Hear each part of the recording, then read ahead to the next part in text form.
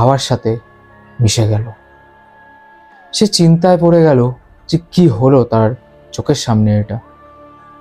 পরের দিন সে একটা গ্রামের লোককে জিজ্ঞাসা করলো যে এই বাংলোটার হিস্ট্রি কি।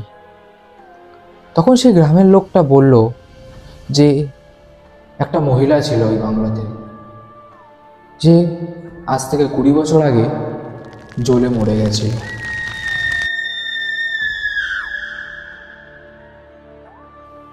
তারই আত্মা এখনো ঘুরে বেড়ায়, কারণ তার আত্মা এখনো শান্তি পায়নি।